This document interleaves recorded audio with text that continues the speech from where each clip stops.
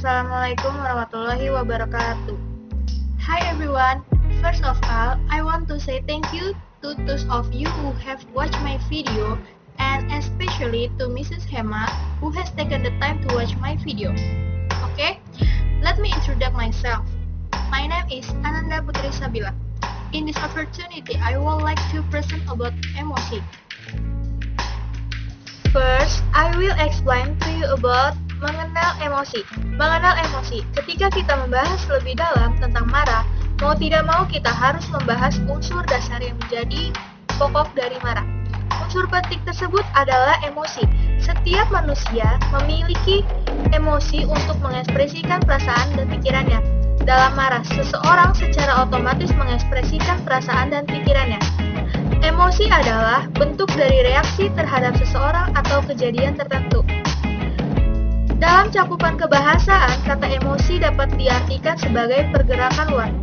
Apabila dikaitkan dengan ilmu psikologi, arti dari cakupan kebahasaan ini dapat dimaknai sebagai bentuk-bentuk ekspresi dari gerak pikir dan perasaan seseorang yang bisa kita lihat, kita dengar, dan kita rasakan.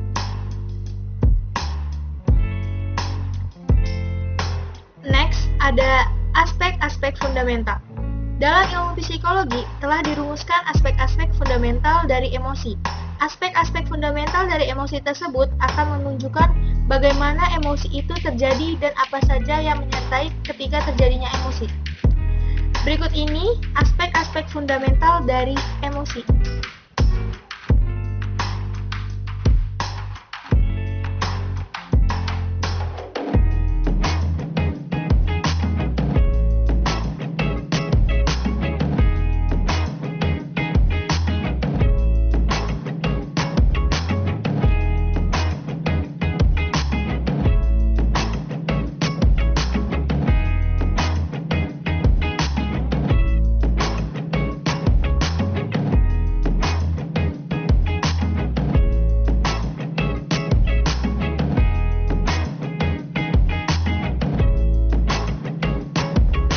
Yang kedua ada aspek intensitas emosi.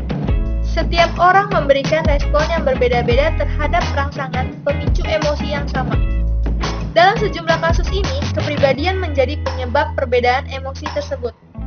Orang dengan kepribadian ekstrovert, misalnya intensitas emosinya akan cenderung lebih responsif dibandingkan dengan orang yang memiliki kepribadian introvert ketika sama-sama menerima informasi yang negatif.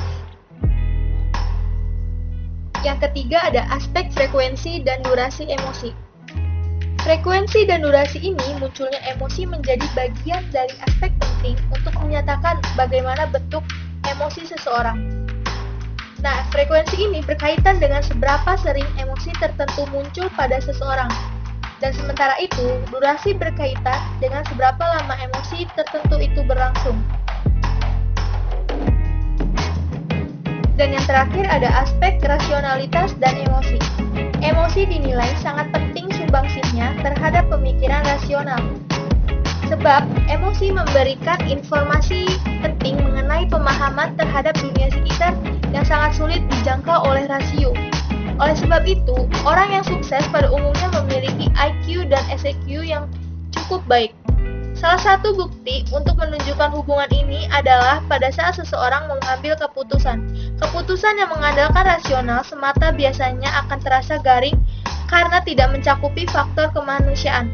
Pada akhirnya keputusan yang diambil itu tidak membawa dampak yang cukup optimal, sebab keputusan itu terkait erat dengan hajat hidup manusia.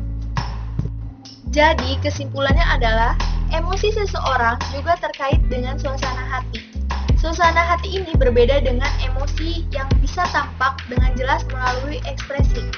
Akan tetapi, suasana hati dapat memengaruhi potensi dan intensitas emosi itu sendiri.